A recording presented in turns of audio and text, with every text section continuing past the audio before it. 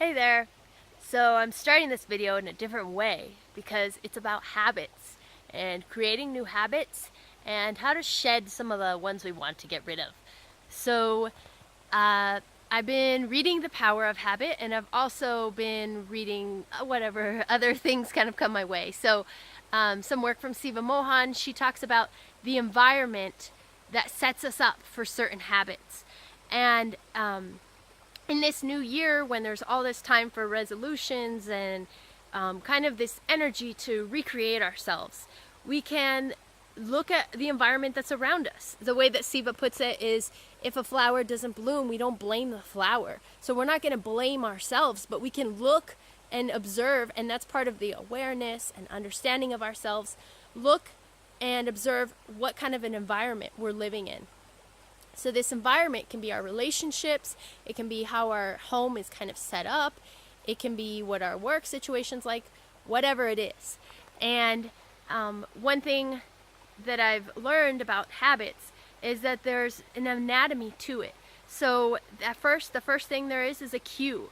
So this might be in the morning if I turn and I look at the clock. And if it's a certain time, then I get up and I get moving.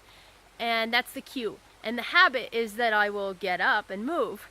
And then, maybe the reward is, and so then the third part is a reward. And that reward is kind of a closure to the habit.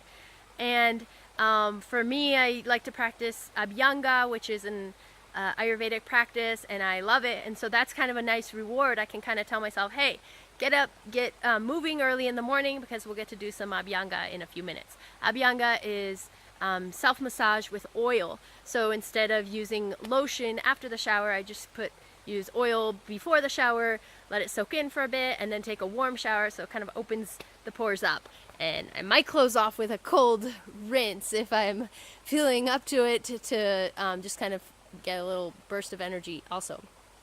But anyway, so maybe that cold shower is kind of the closure of that part of that habit. And so there's this reward. So when we think about some of the habits that are maybe more negative or that we want to get rid of, we can look at what is the reward in it.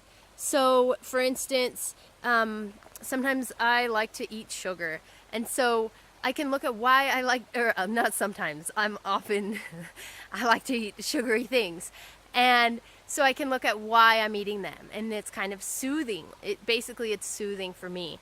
And it kind of like gives me something to look forward to. Also, it's a little reward.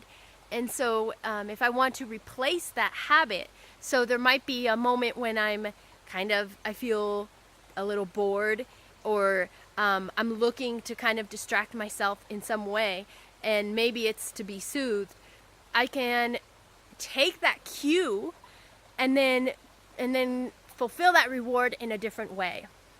And I can look at things that I enjoy doing. So I like to move. So I can say, hey, you know what? Instead of going for that sugary thing, which maybe I won't keep the things in my environment anymore, or I will, basically that would be one way. I won't keep sugary things around. And so then I don't have that option. And so then it's like, I'll go to this other thing, which is go for a quick walk, or do a little bit of movement exercise, or do some dance, or whatever it is that's going to soothe me. I might just put my feet up and just let myself kind of relax for a moment. I also love audiobooks.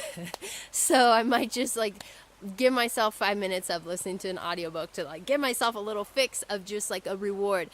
And that can also be how I create other habits. If I'm going to be working on a project or something, I can say, okay, at the end of a half an hour or an hour of working on it, I will give myself a reward.